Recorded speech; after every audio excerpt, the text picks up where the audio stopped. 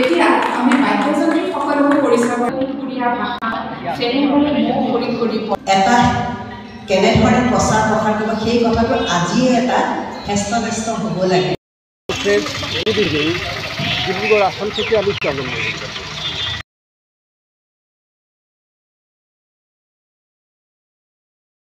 আমি এসেছি চকিডিতে সাহিত্যরথী লক্ষ্মীনাথ বেজবরুয়া ভবনে আজ আন্তর্জাতিক মাতৃভাষা দিবস। এই উপলক্ষে ডিব্রুগড় শিল্পী সমাজের উদ্যোগে এবং ডিব্রুগড় সাহিত্য সভার সহযোগিতায় এখানে অনুষ্ঠিত হচ্ছে আন্তর্জাতিক মাতৃভাষা দিবস। বিভিন্ন অনুষ্ঠানের মাধ্যমে আপনাদের আজি এই আন্তর্জাতিক মাতৃভাষা দিবসৰ অনুষ্ঠানটি আমি আৰম্ভ কৰিবলৈ আগবাঢ়িছোঁ। আজি এই অনুষ্ঠানটি বিশেষভাৱে পৰিচালনা কৰিবৰ বাবে আমি আকাশবাণী ডিব্ৰুগড় কেন্দ্ৰৰ এগৰাকী ঘোষিকা আমি বিশেষভাৱে নিমন্ত্ৰণ কৰি আনিছোঁ। তেখেত হৈছে পৰঘা কোঁৱৰ আৰু এই পৰঘা কোঁৱৰক আমি আজি এই অনুষ্ঠানটি আগবঢ়াই নিবৰ বাবে মই তেখেতক বিনম্ৰ অনুৰোধ জনাইছোঁ। ধন্যবাদ। ধন্যবাদ সুৰেশ হাতীবৰীয়া দাদা। আপোনালোক গুণীজনৰ সন্মুখত এই সভাগৃহত এই সভাখন পৰিচালনাৰ দায়িত্ব ল'বলৈ পাই ধন্য মানিছোঁ। সকলোৰে শ্ৰীচৰণত মোৰ শত কোটি প্ৰণিপাত প্ৰণাম। এতিয়া জয় জয়ন্তী আজিৰ কাৰ্যসূচী সম্পৰ্কে আমি চমুকৈ ক'বলৈ লৈছোঁ আৰু তাৰ পূৰ্বে আন্তৰ্জাতিক মাতৃভাষা দিৱস উপলক্ষে ডিব্ৰুগড় সাহিত্য সভা আৰু ডিব্ৰুগড় শিল্পী সমাজে যৌথ উদ্যোগত যি অনুষ্ঠান আয়োজন কৰিছে এই অনুষ্ঠানটিলৈ আপোনালোক সকলোকে আদৰণি জনাইছোঁ, আপোনালোকলৈ সাদৰ সম্ভাষণ জ্ঞাপন কৰিছোঁ। আজিৰ কাৰ্যসূচী খুব চমু কিন্তু অতি গুৰুত্বপূৰ্ণ আৰু সৃষ্টিৰ সুবাসেৰে সুৰভিত এটি কাৰ্যসূচী। চমু বুলি কোৱাৰ লগে লগে হয়তো সকলোৰে যিবোৰ পৰিকল্পনা থাকে এটা খুব আটুকটুকাৰী এটা অনুষ্ঠানৰ কথা মনলৈ আহে। সেয়ে আমি এই চমু অনুষ্ঠানটি আৰম্ভণিৰে পৰা শেষলৈকে সকলোৱে উপভোগ কৰিম বুলি আৰম্ভণিতে মন বান্ধি লওঁ আশা কৰে। এতিয়া কথা হ'ল কাৰ্যসূচী অনুসৰি আমাৰ প্ৰথমটি কাৰ্যসূচী হৈছে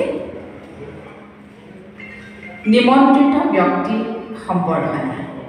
কেইগৰাকীমান বিশেষ ব্যক্তি আজি আমি সম্বৰ্ধনা জনাব বিচাৰিছোঁ। তেখেতসকল হৈছে প্ৰথমতে ডক্টৰ জয়ন্ত বৰা, ডিব্ৰুগড় বিশ্ববিদ্যালয়ৰ অসমীয়া বিভাগৰ মুৰব্বী অধ্যাপক, তেখেতক আমি আমন্ত্ৰণ জনাইছোঁ। তাৰ পাছতে বিশিষ্ট সংগীতজ্ঞ চাউলখোৱা সংগীত মহাবিদ্যালয়ৰ প্ৰতিষ্ঠাপক ডক্টৰ দিলীপ ৰঞ্জন বৰঠাকুৰ, তেখেতক আমি আমন্ত্ৰণ জনাইছোঁ।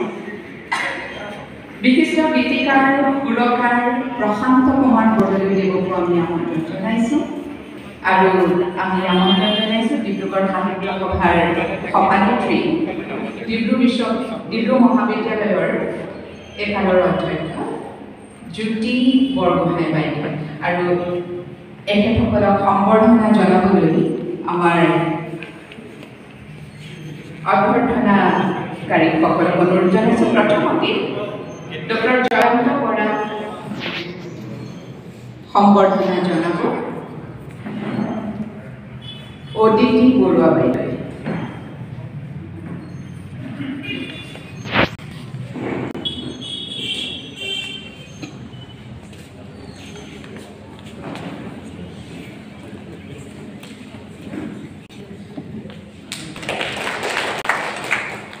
ডক্টৰ দিলীপ ৰঞ্জন বৰঠাকুৰ, বিশিষ্ট সংগীতজ্ঞ, চাউলখোৱা সংগীত মহাবিদ্যালয়ৰ প্ৰতিষ্ঠাপক, তেখেতক সম্বৰ্ধনা জনাব প্ৰণালী ফুকনে।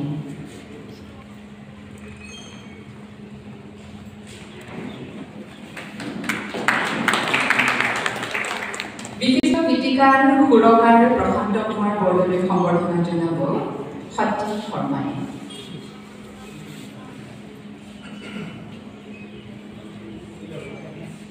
আৰু ডিব্ৰুগড় সাহিত্য সভাৰ সভানেত্ৰী শ্ৰীমতী জ্যোতি বৰগোহাঁই বাইদেউক সম্বৰ্ধনা জনাব ডিব্ৰুগড় সাহিত্য সভাৰ সম্পাদক ৰাতুল বুঢ়াগোহাঁই।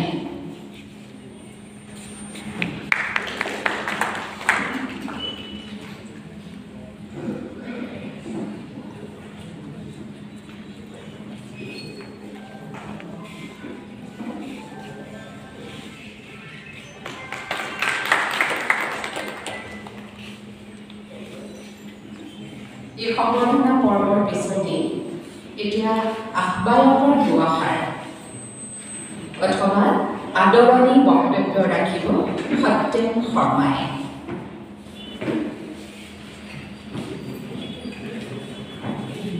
আজিৰ সভাৰ বিশেষ আসনত প্ৰতিষ্ঠিত গুণীগণ আৰু পৰম শ্ৰদ্ধাৰ সুধীবৃন্দ, আপোনালোক আজি বৰ বিশেষ এটা অনুষ্ঠানত উপস্থিত হৈছে, যাৰ লগত আমাৰ মাতৃভাষা জড়িত।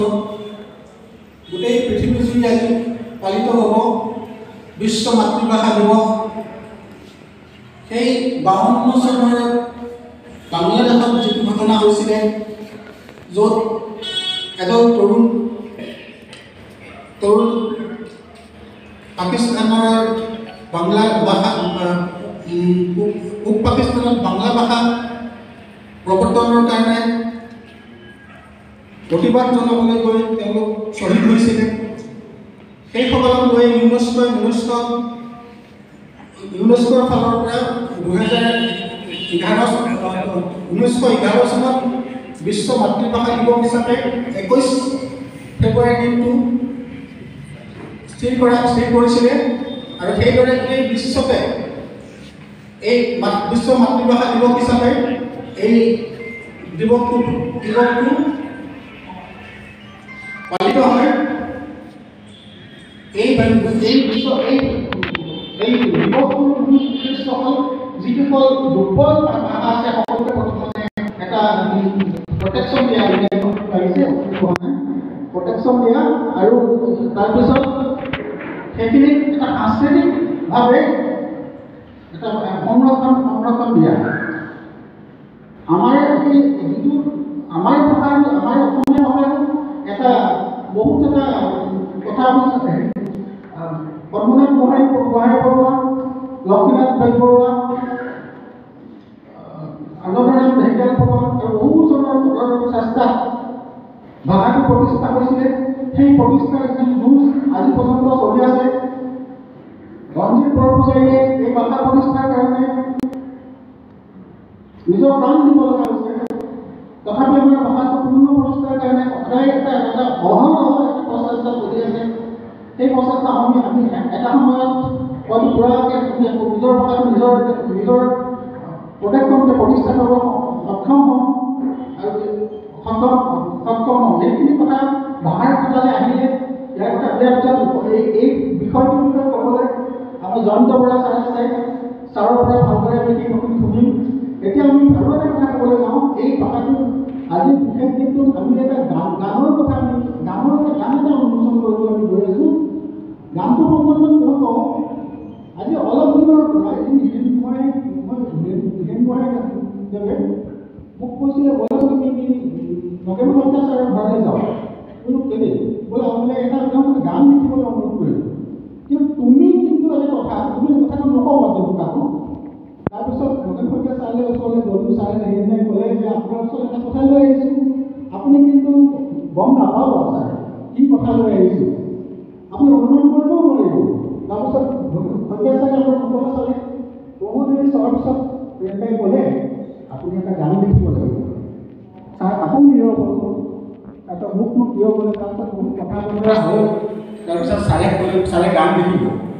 গান লিখিলে ছাৰে তেনেকৈ এটি ক'লে যে তুমি মই এইটো গানটো ৰাজেন্দ্ৰৰ মতে গম, তুমি ৰাজক ক'ব নোৱাৰিবা। ঠিক আছে, মই নকওঁ। তাৰপিছত বৰ ধুনীয়াকৈ সুৰ হ'ল, ৰাজেন্দ্ৰই গালে। তাৰপিছত এটা পৰিৱেশ আহিলে। মই বহু দিনৰ পৰা এটা কথা কৈ থাকোঁ যে হীৰেন মোক এটা গান আছিলে ভাষাৰ বিষয়ত লিখা গান কৰিব লাগে, আকৌ কথাটো পৰি যায়, আকৌ কথাটো ওলায় তেনেকৈ। তাৰপিছত হীৰেন দাই ক'লে যে সেই গানটোকে তুমি আনাচোন কি আছে চাওঁ। তাৰপিছত সেই গানটো খুব ভাল পালে হীৰেন দাই সুৰ কৰিলে। হীৰেন দাই সুৰ কৰা ঠিক কথা নহয়। তাৰপিছত মই গৈ পেলাই ৰাজেন দাক ক'লোঁ, ৰাজেন দা আপুনি এটা কথা, আপোনালোক দুজনেতো গানটো সুৰ কোনোদিনাই সুৰ কৰা নাই, আপোনালোক দুজনেই এইবাৰ গানটো সুৰ কৰিব লাগিব। ৰাজেনে ক'লোঁ, ৰাজেন দা মান্তি হ'ল। তাৰপিছত হীৰেন দাৰ ওচৰলৈ ক'লোঁ, হীৰেন দাটো মান্তি হৈছে, বোলে ময়ো একেলগে কৰিম দিয়া। তাৰপিছত এই হয়তো 40 বছৰীয়া তেওঁলোকৰ কাৰ্যালয়ত মানে আকাশবাণীৰ সময়খিনিত তেওঁলোকে একেলগে সুৰ কৰা নাই, কিন্তু ওচৰতে বহে, হীৰেন তুমি এইটো এনেকৈ কৰিব ভাল হয়, ৰাজেন তুমি এনেকৈ কৰিলে ভাল হয়, সেইবোৰতো সদায় চলিয়েই থাকে। কিন্তু এইটো চৰকাৰী মোহৰ মৰা হৈছে যে এইটো হীৰেন গোহাঁই আৰু ৰাজেন গোহাঁই গানটো সুৰ কৰিছে। তাৰপিছত গানটো ৰেকৰ্ডিং হ'ল, ডিব্ৰুগড়ৰ শিল্পীসকলে অতিপাত মন প্ৰাণ ঢালি কামটো কৰিছে। বাদ্যকাৰসকলে এটি গীতৰ আদি কথাৰ কিছু অংশ আমি জানিলোঁ, বিস্তাৰিতভাৱে জানিম আগন্তুক সময়ত। এতিয়া এই গীতটি উন্মোচনৰ কথা যেতিয়া ডক্টৰ নগেন শইকীয়া ছাৰক কোৱা হৈছিল, ছাৰে অতি আগ্ৰহেৰে গীতটিৰ কথা শুনা আৰু এই অনুষ্ঠানটিত উপস্থিত থকাৰ কথাটো তেওঁ অতি আগ্ৰহেৰে সন্মতি দিছিল। কিন্তু তেখেতৰ বিশেষ কিছু অসুবিধাৰ বাবে আজি এই অনুষ্ঠানত উপস্থিত থাকিব নোৱাৰিলে। কিন্তু তেখেতে এটি বক্তব্য লিখি পঠিয়াইছে। এই বক্তব্যটি আমি আৰম্ভণিতে শুনি লওঁ, তাৰপিছতে আমি গীতৰ উন্মোচনী পৰ্বলৈ আগবাঢ়িম। ডক্টৰ নগেন শইকীয়া ছাৰৰ বক্তব্যটি পাঠ কৰি দিব সুৰেশ হাতীমুৰি ডাঙৰীয়াই। ডিব্ৰুগড় শিল্পী সমাজৰ সম্পাদক আৰু ডিব্ৰুগড় সাহিত্য সভাৰ সম্পাদকৰ সমবেশু প্ৰিয় বন্ধুসকল, পত্ৰে নমস্কাৰ জানিব। চলিত ফেব্ৰুৱাৰী মাহৰ 21 তাৰিখে আন্তৰ্জাতিক মাতৃভাষা দিৱস দিনা আপোনালোকৰ দুইটি অনুষ্ঠানে একেলগে মাতৃভাষা বিষয় পালনৰ কাৰ্যসূচীত গীতিকাৰ শ্ৰী সত্যেন শৰ্মা ডাঙৰীয়াই লিখা মাতৃভাষা বিষয়ৰ এটি নতুন গীত মুকলি কৰা হ'ব বুলি জানিব পাৰি আনন্দ পালোঁ। সেইদিনা মোৰ এগৰাকী প্ৰাক্তন ছাত্ৰ আৰু সম্প্ৰতি ডিব্ৰুগড় বিশ্ববিদ্যালয়ৰ অসমীয়া বিভাগৰ মুৰব্বী অধ্যাপক ডক্টৰ জয়ন্ত কুমাৰ বৰাই আন্তৰ্জাতিক মাতৃভাষা দিৱস উপলক্ষে এটি ভাষণ দিব বুলি জানি অতিৰিক্ত আনন্দ লাভ কৰিলোঁ।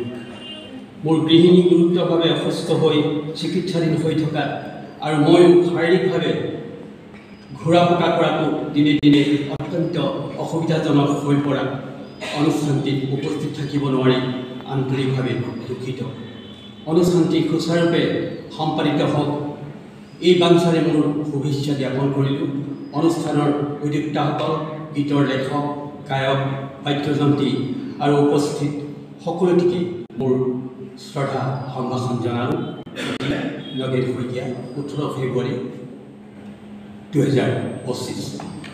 ধন্যবাদ। এইখিনিতে আমাৰ সম্বৰ্ধনা কাৰ্যসূচীৰ কিয়দাংশ বাকী থাকি গৈছিলে, আমি আগবঢ়াব লাগে। সেয়ে আমি একোখনিকৈ ফুলাম গামোচাৰে সম্বৰ্ধনা জনাব বিচাৰিছোঁ আকাশবাণী ডিব্ৰুগড়ৰ অনুষ্ঠানসমূহৰ মুৰব্বী লোহিত ডেকা ডাঙৰীয়া। তেখেতক সম্বৰ্ধনা জনাব বিনন্দ কাকতিয়ে।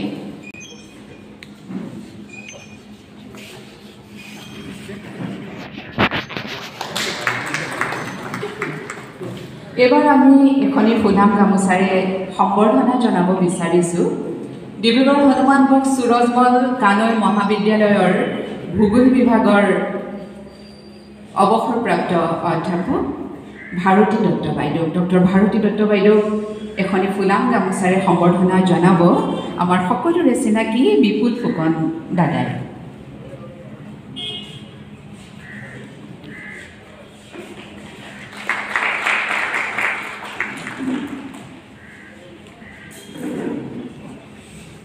এবাৰ আমি শিল্পী পৰিচয়ৰ দিশলৈ আগবাঢ়িব বিচাৰিছোঁ।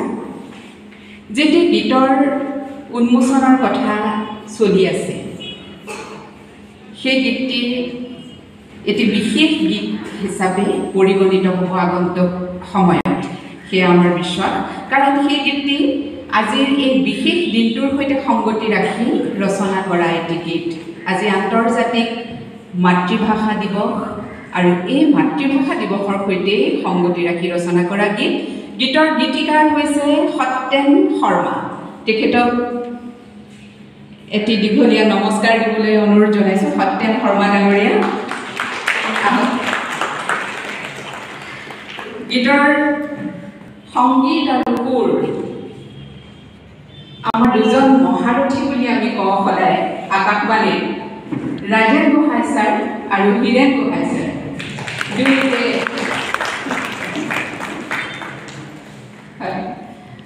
অসমৰ সংগীত জগতৰ দুটি উজ্জ্বল নক্ষত্ৰ লগতে সত্যেন শৰ্মাৰ গীত আকাশবাণী ডিব্ৰুগড়ে অনবৰতে প্ৰচাৰ কৰিয়েই থাকোঁ এইবাৰ আমি যিসকলে গীতটোত কণ্ঠদান কৰিছে তেখেতসকলক আমন্ত্ৰণ জনাইছোঁ ৰাজেন গোহাঁয়ে কণ্ঠদান কৰিছে দিলীপ দত্ত ডাঙৰীয়া আপুনি আহিব লাগে তেখেত আছে দিলীপ দত্ত ডাঙৰীয়া আহক সুৰেশ হাতীমুৰীয়া সুব্ৰত খাউন আছে সুব্ৰত খাউন অদিতি বৰুৱা জুপিতৰা কাকতি মঞ্জুৰী ফুকন শৰ্মিষ্ঠা দত্ত বিপুল ফুকন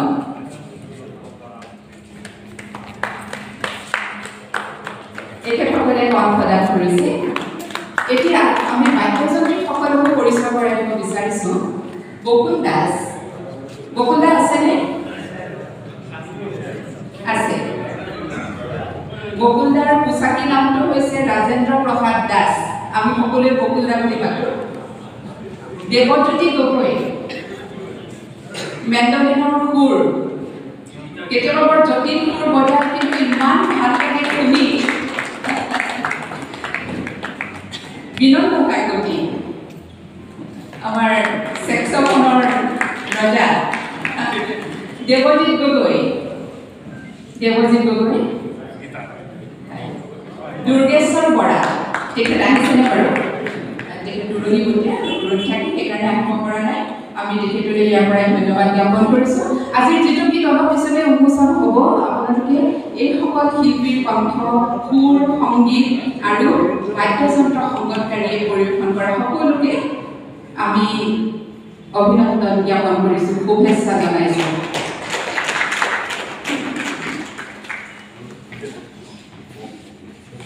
এতিয়া গীতটিৰ উন্মোচনৰ পৰ্ব উন্মোচক হিচাপে আমি আমন্ত্ৰণ জনাই আনিছোঁ ডিব্ৰুগড় বিশ্ববিদ্যালয়ৰ অসমীয়া বিভাগৰ মুৰব্বী অধ্যাপক ডক্টৰ জয়ন্ত কুমাৰ বৰা ছাৰক গীতটি উন্মোচন কৰি দুআষাৰ ক'বলৈ অনুৰোধ জনাইছোঁ লগতে আজিৰ যিটো বিশেষ দিন যিটো বিষয় আন্তৰ্জাতিক মাতৃভাষা দিৱস সেই সম্পৰ্কে আপোনাক দুআষাৰ গৈ বাধিত কৰিবলৈ অনুৰোধ জনাইছোঁ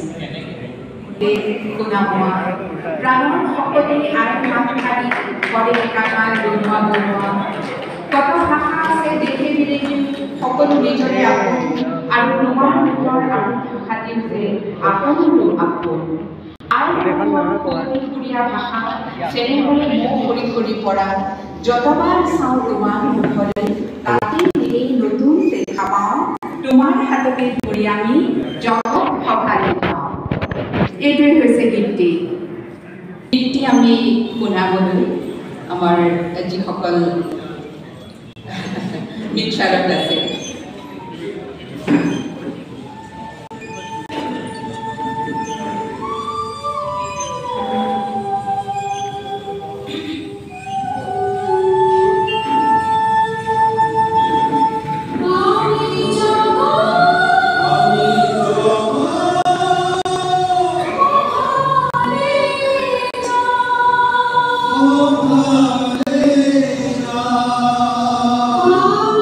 Oh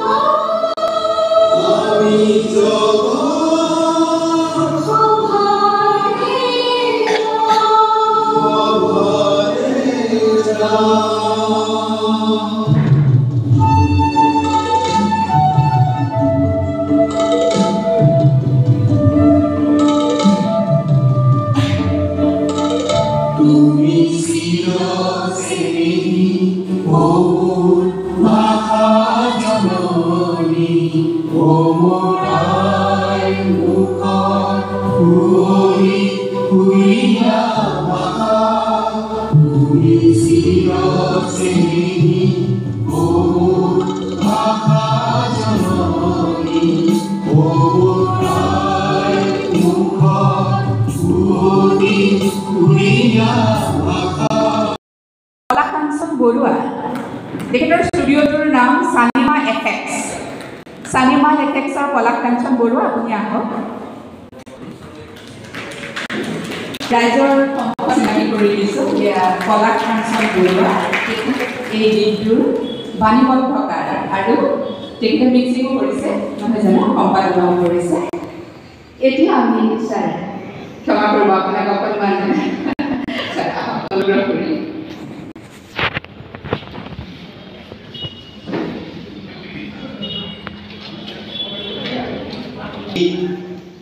অসমীয়া মাধুৰী গীত উন্মোচন কৰিবলৈ পাই মই নিজকে সৌভাগ্যৱান বুলি ভাবিছোঁ। এই কাৰণে যে এটা গীত বা এটি সংগীত উন্মোচন কৰিবৰ বাবে যি যোগ্যতা লাগে সেই যোগ্যতা মোৰ অকণো নাই। কণ্ঠত সুৰ নাই, অসুৰ আছে, তথাপিও মোক এই গীতটো উন্মোচন কৰিবলৈ দায়িত্ব দিয়াৰ বাবে আৰু পৰম শ্ৰদ্ধাৰ শিক্ষাগুৰু নগেন মাইকীয়া ছাৰৰ আশীষ লৈ মই এই গীতটো উন্মোচন কৰিলোঁ। আমাৰ এই অনুষ্ঠানৰ আৰম্ভণিতে শ্ৰদ্ধাৰ সত্যেন শৰ্মা ডাঙৰীয়াই আন্তৰ্জাতিক মাতৃভাষা দিৱসৰ সৈতে জড়িত তাৰ যি নেপথ্য কথা সেইখিনিৰ এটা আভাস দিছিলে। তথাপি আমি আন্তৰ্জাতিক মাতৃভাষা দিৱসৰ তাৎপৰ্য যেতিয়া পোনতে ক'ব লগা হয়, স্বাভাৱিকতে সেই 1948 চনৰ পৰা যি ইতিহাস জড়িত হৈ আছে সেইখিনি আকৌ মৰিব লগা হয়। এতিয়া আমাৰ সকলোৰে আদৰৰ হীৰেণ গোহাঁই ছাৰক আমি যদি এবাৰ মাতি আজি এই সুদিখুৰীয়া গীতটিৰ আনৰ কথাখিনি অকণমান জানিব বিচাৰোঁ, হয়তো সকলোৱে ভাল পাব। তেখেতক খুব চমুকৈ ক'বলৈ আহ্বান জনাইছোঁ, কিয়নো বিশিষ্ট ব্যক্তি আৰু কেইবাগৰাকীও আছে, তেখেতসকলে নিশ্চয় গীতটি সম্পৰ্কত মন্তব্য দাঙি ধৰিব। সেই অকণমান হীৰেণ গোহাঁই ছাৰৰ পৰা আমি শুনি লওঁ। মই ভাষণ হিচাপে নল'ব, মই চমুকৈ কেৱল তেওঁ কোৱাৰ কাৰণে মই ভাল কৰিছোঁ যে কিয় এই গীতটি কেনেকৈ জন্ম হ'বলৈ পালে তাৰ বিষয়ে অকণমান অনুগ্ৰহ কৰি শুনি ল'ব। এইবাৰ জ্যোতি বৰগোহাঁই বাইদেৱে কিবা এটা ক'ব। প্ৰথমে মই আজি আন্তৰ্জাতিক মাতৃভাষা দিৱসত পৃথিৱীৰ সকলোবোৰ মাতৃভাষালৈ মোৰ সশ্ৰদ্ধ প্ৰণাম নিবেদন কৰিছোঁ। আমি প্ৰশান্ত কুমাৰ বৰদলৈদেৱৰ ওচৰলৈ যাব বিচাৰিছোঁ, তেখেতে দুআষাৰ ক'লে। বৰ ধুনীয়াকৈ জয়ন্ত বৰাদেৱে ইতিমধ্যে এই বিষয় বহলাই সুন্দৰকৈ কৈছে আৰু ইয়াৰ তাৎপৰ্যটো আমি তেখেতৰ কথাৰ পৰাই উপলব্ধি কৰিছোঁ। আৰু এইখিনি কথাটো হৈছে কি, আমি ইতিমধ্যে বুজি উঠিছোঁ বা আমি জানো বা আমি ভাবোঁ যে ভাষা কিদৰে আমাৰ গোটেই জাতিৰ বাবে বা ভাষাই যে আমাৰ পৰিচয়, ঐক্যবদ্ধতা, জাতি সংগঠন, জাতীয়তাবাদী আদি সকলো চিন্তাধাৰা আমি কঢ়িয়াই নিব পাৰোঁ এই ভাষাৰ মাধ্যমেৰে। আমি ডক্টৰ ভাৰতী দত্ত বাইদেউক মাইক্ৰফোনৰ সন্মুখলৈ আমন্ত্ৰণ জনাইছোঁ।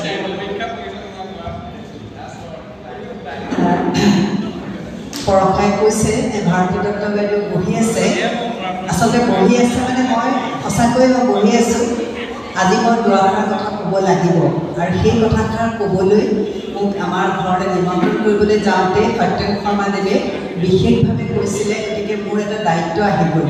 গতিকে সেই দায়িত্বটো মই পালন কৰিব লাগিব কাৰণে মই এটা চুৱেটাৰ পিন্ধি অহা নাই আজি, মই সেইকাৰণে বহি আছোঁ। আৰু ইতিমধ্যে আৰু এটা কথাৰ কাৰণে মই বহিবলগীয়া হ'ল, হীৰেণ গোহাঁই ডাঙৰীয়াই যিষাৰ কথা ক'লে সেই কথাষাৰৰ উত্তৰ এতিয়াও ইয়াত ওলোৱা নাই এই সভাকক্ষত। সেই উত্তৰটো ওলাব লাগে বুলি মই ভাবিছোঁ, কাৰণ নহ'লে ইমান সময় বহি থকাৰ কোনো এটা অৰ্থ নহ'ব। সেই কথাটো হৈছে তেখেতে কৈছিলে যে তেখেতে যিটো উদ্দেশ্যলৈ এই গীতটো সুৰ দিছে বা সত্যম শৰ্মা ডাঙৰীয়াই লিখিছে, সেই গীতটো এটা কেনেধৰণে প্ৰচাৰ প্ৰসাৰ কৰিব সেই কথাটো আজিয়ে এটা হেস্তনেস্ত হ'ব লাগে। তেওঁ হেস্তনেস্ত শব্দটো তেখেতে কোৱা নাই, মই কৈছোঁ এইটো শব্দত। সেই কথাষাৰ সেইটো এটা উদ্দেশ্যও আছে, আজিৰ এই সভাখনৰ এটা উদ্দেশ্য আছে। গতিকে সমজুৱাৰ ফালৰ পৰা এই কথাখিনি আহিব লাগে, আৰু সেইখিনি যদি নাহে তেনেহ'লে আজিৰ এই সভাখনৰ অলপ আধৰুৱা হৈ ৰ'ব। গোটেই কামটোৱেই সভাখন অনুষ্ঠিত কৰাৰ কথাটোৱেই আধৰুৱা হৈ ৰ'ব। গতিকে গোটেই কথাখিনি হ'ল, সেইখিনি কথা মই নকওঁ। মাতৃভাষা দিৱস কিহৰ কাৰণে পাতিছে, ইয়াৰ যিটো হিষ্টৰী ইতিহাস আছে, গোটেই কথাখিনি সকলোৱে জানে। আৰু জয়ন্ত বৰা ডাঙৰীয়াই কৈছে জোনাকী যুগৰ পৰা আৰম্ভ কৰি ৰামধেনু আমাৰ যুগৰ কথা জ্যোতি বৰগোহাঁই বাইদেৱে ক'লে। প্ৰথম কথাটো হৈছে কি, আমাৰ আচল কথাটো মই যিটো মোৰ মনলৈ আহিছে আজিৰ দিনটোত, সেইটো হৈছে যে মাতৃভাষা বুলি আমি অসমীয়া ভাষাটো যিটো কৈছোঁ এতিয়া বিপন্ন ভাষাৰ শাৰীলৈ লাহে লাহে গৈ আছে। 48% অসমীয়া ভাষা কোৱা মানুহ। গতিকে ধ্ৰুপদী ভাষাই হওক, যি মৰ্যাদাই নাপাওক, আমাৰ ভাষাটোৰ প্ৰতি আমি প্ৰচাৰ প্ৰসাৰ গুৰুত্ব দিব লাগিব। আমাৰ মাতৃভাষাটোৰ গুৰুত্ব আমি সকলোকে জনাব লাগিব।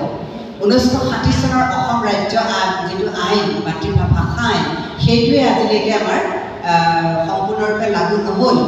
বিভিন্ন সময়ত 1985, 2020 চনতো সংশোধন কৰা হ'ল, কিন্তু সেই সংশোধনৰ পিছত কিছু দুৰ্বলহে হ'ল।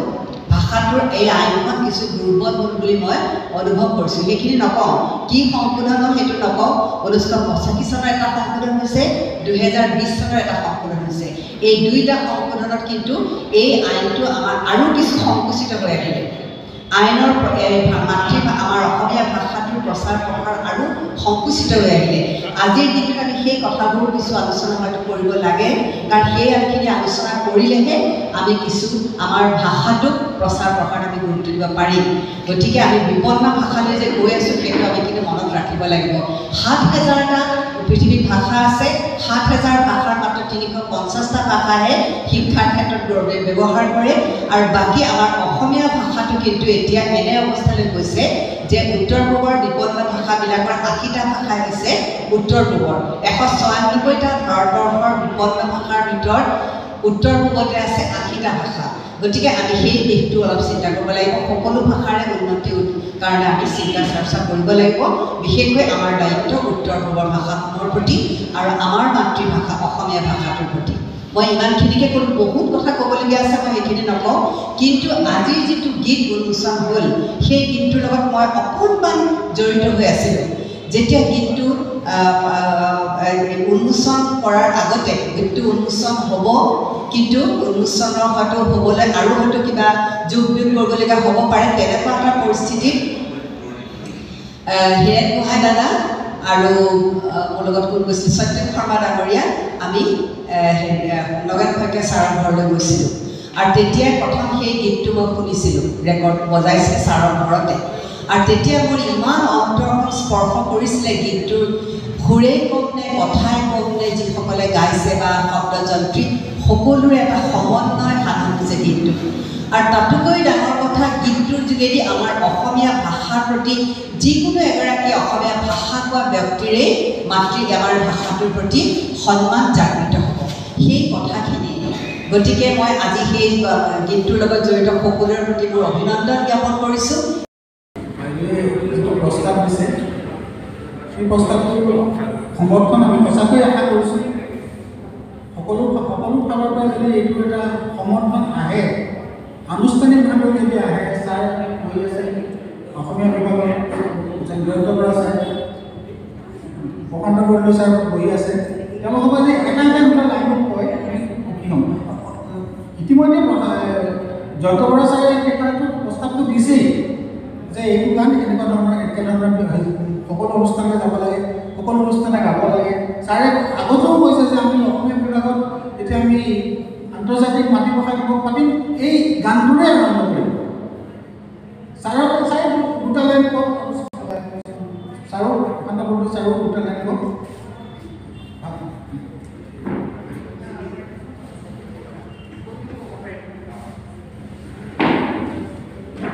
ধন্যবাদ জ্ঞাপন কৰিছোঁ ডক্টৰ ভাৰতী দত্ত বাইদেৱে আৰু শ্ৰদ্ধাৰ সত্যেন শৰ্মা ডাঙৰীয়াই যিটো কথা কৈছে আৰু পৰক্ষা খবৰেৰে যিটো বিষয় খুব গুৰুত্বপূৰ্ণ বুলি অনুভৱ কৰিছে গতিকে আজিৰ যিখন সভা এফালে ডিব্ৰুগড় শিল্পী সমাজ আনফালে ডিব্ৰুগড় সাহিত্য সভা জড়িত হৈ আছে গতিকে দুইটা পক্ষৰ পৰা এটা প্ৰস্তাৱ গ্ৰহণ কৰি এই গীতটো পৰৱৰ্তী কালৰ 21 ফেব্ৰুৱাৰীৰ যি আন্তৰ্জাতিক মাতৃভাষা দিৱস হ'ব সেইটোৰ আদৰণি গীত হিচাপে বা আৰম্ভণি গীত হিচাপে যদি প্ৰয়োগ কৰা হয় কাৰণ মই ভাবোঁ ইয়াত বিশেষকৈ আন্তৰ্জাতিক মাতৃভাষা দিৱসত চিৰশ্ৰেণীহীন ভাষাজনীৰ সৈতে ইয়াত সংঘাত কৰাৰ কোনো কথা নাই কাৰণ এখন অসম সাহিত্য সভাৰ মঞ্চত এইটো পোনপটীয়া কিন্তু আন্তৰ্জাতিক মাতৃভাষা দিৱসত যিহেতু আমি চিৰশ্ৰেণীহীন ভাষাজনী গাবই লাগিব বা গোৱাটো উচিত এনেধৰণৰ কোনো আমাৰ তেনেকুৱা নাই বাধ্যবাধকতা সেইকাৰণে মই ভাবোঁ যে 21 ফেব্ৰুৱাৰী তাৰিখৰ যিটো আন্তৰ্জাতিক মাতৃভাষা দিৱস সেই দিৱসৰ আৰম্ভণি গীত হিচাপে আজি যিটো গীত ইয়াত উন্মোচন কৰা হ'ল যিটো গীতে সকলো স্তৰৰ শ্ৰোতাৰ হৃদয় স্পৰ্শ কৰি গৈছে মই ভাবোঁ সেইটো লাহে লাহে পৰিৱেশন কৰিবলৈ ল'লে আনসকলৰ চকুত পৰিব আৰু সেইটোকে যদি আজি প্ৰস্তাৱ আকাৰে তাৰ যদি এটা লিপিবদ্ধ কৰি থোৱা হয় তেতিয়াহ'লে মই ভাবোঁ পৰৱৰ্তী সময়ছোৱাত কাৰ্য ব্যৱস্থা হাতত ল'বলৈ এটা সুযোগ আমি সকলোৱে পাম আলোচনা হৈছে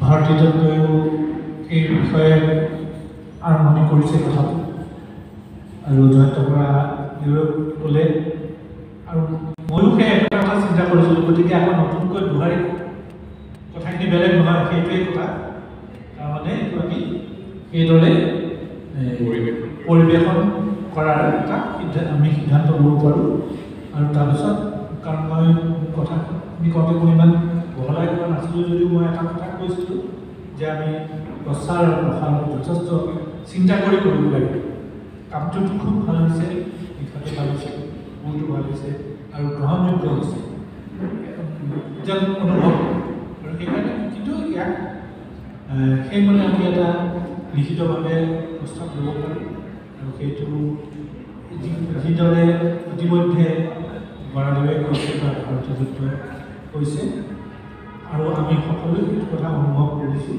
সেইটোকে ময়ো মোৰ ফালৰ পৰা সম্পূৰ্ণ সমৰ্থন জনাইছোঁ ইয়াত এটা কথা আছে ডিব্ৰুগড় শিল্পী সমাজ আৰু ডিব্ৰুগড় সাহিত্য সভা এই দুটা অনুষ্ঠানে এইটো অনুষ্ঠানটোহে পাতিছে গতিকে আজিৰ যদি কিবা প্ৰস্তাৱ লয় সেই প্ৰস্তাৱটো ডিব্ৰুগড় সাহিত্য সভাও থাকিব শিল্পী সমাজো থাকিব আৰু ৰাইজ থাকিব এইটো ৰাইজে লোৱা এটা প্ৰস্তাৱ এই প্ৰস্তাৱটোত ডিব্ৰুগড়ীয়া শিল্পী সমাজ আৰু ডিব্ৰুগড় সাহিত্য সভাই এটা প্ৰস্তাৱ লৈ লিখিত আকাৰে দিয়া কথাটো মই বুজোৱা নাই মই বুজাইছোঁ এই আজিৰ সভাত থকা এই দৰ্শকসকলে যিসকল অডিয়েঞ্চ আছে তেখেতসকলৰ মাজৰ পৰা প্ৰস্তাৱটো যাব মই সেইটোহে মই বুজাব কৈছোঁ আৰু সেইটো যদি সকলোৰে মত আছে তেতিয়াহ'লে য়েছ ক'ব যদি নাই ন' ক'ব আৰু এইটো মানে আকৌ পিছলৈ ফেৰি মানে বস্তুটো যিটো কয় আজি যদি কয় আপোনালোকে কাৰণ আজি ইমানখিনি দৰ্শক শ্ৰোতা আছে যদি পাৰে আজিয়ে ক'ব পাৰে আৰু যদি নোৱাৰে ঠিক আছে একো কথা নাই সেইটো মানিব লাগিব কিন্তু কথা নাই এটা প্ৰস্তাৱ কোনোবাই আগবঢ়ালে কিন্তু সেইটো প্ৰস্তাৱটো আগবঢ়াইছোঁ মই সেইটো উদ্দেশ্যৰে আগবঢ়াইছোঁ হয় বাইদেউ ধন্যবাদ এইখিনিতে আৰু এটা ভাল খবৰ আছে কথাটো হ'ল আমি ইয়াত প্ৰস্তাৱ লৈ থাকোঁতে ইতিমধ্যে আমাৰ সাংবাদিক ৰাতুল বুঢ়াগোহাঁইদেৱে ইতিমধ্যে এই কথাটো বাতৰিলৈ প্ৰেৰণ কৰিছে আৰু বাতৰি হৈছে ইতিমধ্যে আমাৰ এই প্ৰস্তাৱ ইতিমধ্যে সংবাদ মাধ্যমত বৰ্তমান আছে সেই লিখিত ৰূপত কেনেদৰে কৰিব পাৰি আমাৰ ৰাতুল বুঢ়াগোহাঁইদেৱে ধন্যবাদ আপোনালোকে খুব ধৈৰ্য সহকাৰে আমাৰ এই আন্তৰ্জাতিক ভাষা দিৱসৰ কাৰ্যসূচীত উপস্থিত থাকি অন্তিম মুহূৰ্তলৈকে উপস্থিত থকাৰ বাবে আপোনালোকক ডিব্ৰুগড় সাহিত্য সভাৰ তৰফৰ পৰা তথা জাতীয় তৰফৰ পৰা আন্তৰিকভাৱে ধন্যবাদ তথা কৃতজ্ঞতা জ্ঞাপন কৰিছোঁ যিটো বিষয়ে আলোচনা হৈছে আচলতে মই সেইটো খুব এটা লাইনত ক'ব বিচাৰিছোঁ ইতিমধ্যেই আমাৰ সকলোৰে সন্মানীয় ডিব্ৰুগড় বিশ্ববিদ্যালয়ৰ অধ্যাপক বৰা ডাঙৰীয়াই ভাষণৰ বক্তব্য সময়ত তেওঁ কৈছিল যে এই গীতটো থিম চং হিচাপে আজি এই বিশেষ দিনটোত সকলোৱে আদৰি ল'ব পাৰি নেকি বা সমবেত সংগীত হিচাপে আদৰি ল'ব পাৰি নেকি আজি বিশেষ এই দিনটোত। গতিকে সেই বক্তব্যৰ সময়ত আমাৰ সকলোকেইটা ছেটেলাইট চেনেল আছিল, সংবাদ মাধ্যমৰ সকলো সাংবাদিক আছিল। গতিকে তেতিয়াই সেই লাইনটোকে প্ৰমুখ্য কৰি আচলতে অলৰেডি বাতৰি পৰিৱেশন হৈছে আৰু এই বিষয়টোৱে যে উপস্থাপন হৈছে, আলোচনা হৈছে, আমি খুব ভাল পাইছোঁ। এগৰাকী উদযাপন সমিতিৰ বিষয়ববীয়াৰ লগতে এগৰাকী সাংবাদিক হিচাপে। গতিকে মই ভাবোঁ আপুনি ইতিমধ্যে পৰামৰ্শ দিছে, বৰা চাৰে প্ৰশান্ত বৰদলৈ ডাঙৰীয়াই ইতিমধ্যে পৰামৰ্শ আগবঢ়াইছে। এই গানটো যিহেতু আমাৰ ভাষাটো সংগীতৰ জৰিয়তে বিশ্ব দৰবাৰলৈ লৈ যাব পাৰি, বিভিন্ন দেশ বিদেশত আমাৰ সংগীতৰ জৰিয়তে সকলোৱে গীতৰ কথাৰ জৰিয়তে আদৰি ল'ব পাৰি। গতিকে এই গীতটো যে ৰচনা কৰিছিল আমাৰ শৰ্মা ডাঙৰীয়াই আজি এই বিশেষ দিনটোত আমাক উপহাৰ দিলে, ৰাজেন গোহাঁই হীৰেণ গোহাঁই ডাঙৰীয়াই আমাক উপহাৰ দিলে। গতিকে এই গীতটোৱে পৰৱৰ্তী দিনত কিন্তু আজি এই বিশেষ দিনটো কিন্তু ইতিহাসত থাকি যাব বুলি আমি ভাবোঁ। গতিকে এই গীতটো পৰৱৰ্তী দিনবিলাকত কেনেধৰণে এই আন্তৰ্জাতিক মাতৃভাষা দিৱসৰ কাৰ্যসূচী পৰিৱেশন কৰিব পাৰি, পৰৱৰ্তী দিনবিলাকত আমি বিস্তৃতভাৱে বিভিন্নজনৰ লগত আলোচনা কৰি সংবাদ মাধ্যমৰ জৰিয়তে হওক বা ডিব্ৰুগড় সাহিত্য বা শিল্পী সমাজৰ জৰিয়তে আমি জনাবলৈ চেষ্টা কৰিম। ধন্যবাদ। ধন্যবাদ ৰাহুল বুঢ়াগোহাঁই, ধন্যবাদ। এটি দায়িত্ব সহকাৰে দায়িত্ব লৈ তেখেতৰ বক্তব্য আগবঢ়ালে আমি ধন্যবাদ জনাইছোঁ। লগতে ইয়াত উপস্থিত থকা অন্যান্য সংবাদ বন্ধুসকলকো আমি তেখেতক সহযোগ কৰিবলৈ বা এই কথাটোৰ গুৰুত্ব সহকাৰে ল'বলৈ অনুৰোধ জনাইছোঁ। ইয়াৰ পিছতে শলাগৰ শৰাই এটা আনুষ্ঠানিকতা আছে। শলাগৰ শৰাই আগবঢ়াবলৈ বিপুল ফুকন ডাঙৰীয়াক আমন্ত্ৰণ জনাইছোঁ আৰু তেখেত যদি নাই তেতিয়াহ'লে সুৰেশ হাতীমৰীয়া ডাঙৰীয়াই শলাগৰ শৰাই আগবঢ়াব বুলি আমাক জনোৱা হৈছে। আমি দুয়োকে সম্বোধন কৰিছোঁ।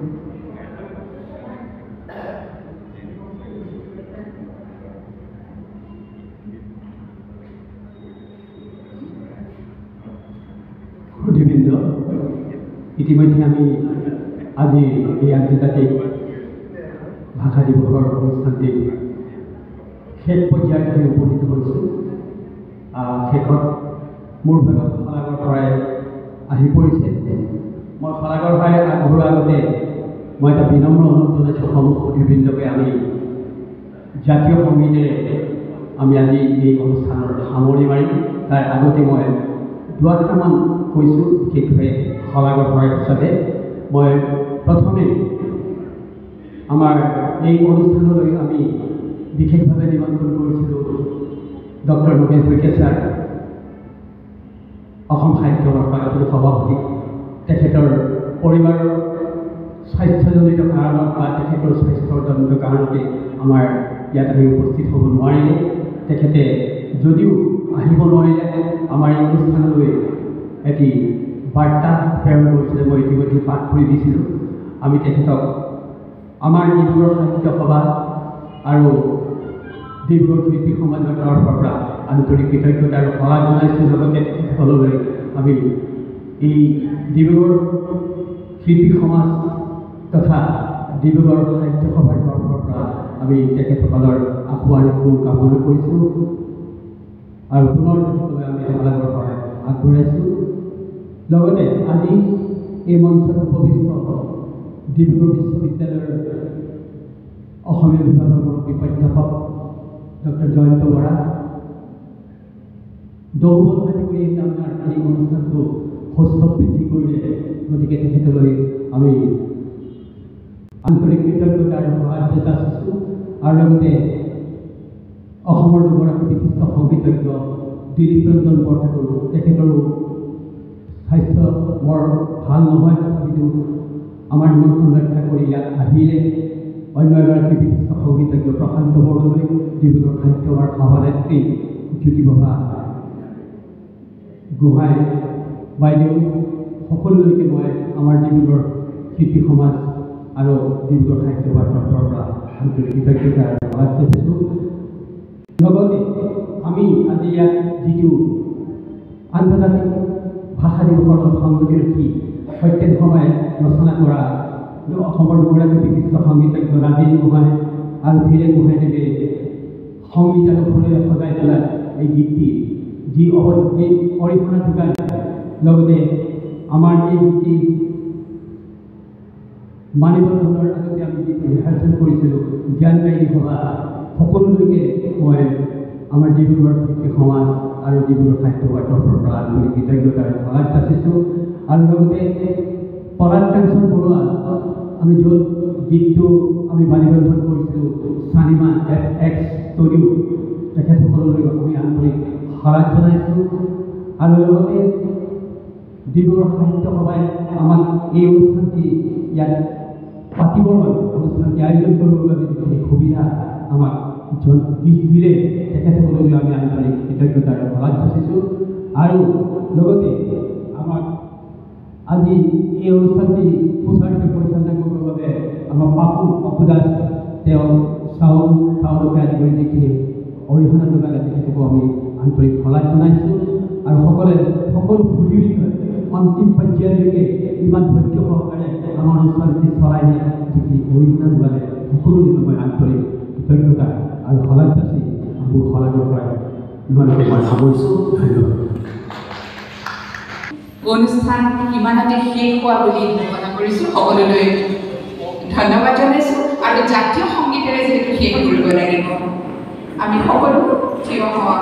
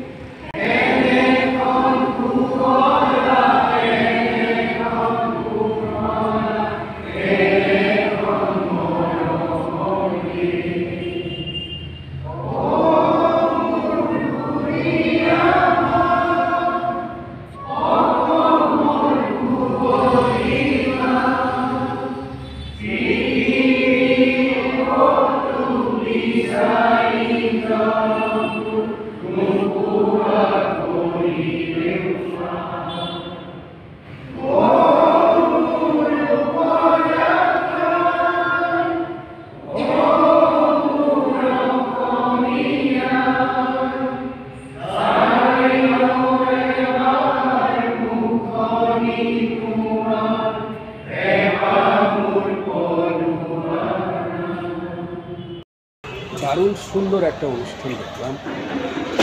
অসমীয়া ভাষার বিষয়ে বিস্তারিতভাবে আলোচনা শুনলাম, কারা কারা পার্টিসিপেট করেছেন, খুব ভালো লাগলো। আজকের ভিডিও এখানে শেষ করি। ভিডিওটি কেমন লাগবে অবশ্যই জানাবেন, লাইক শেয়ার সাবস্ক্রাইব করবেন, থাকবেন। দেখা হবে পরবর্তী ভিডিওতে।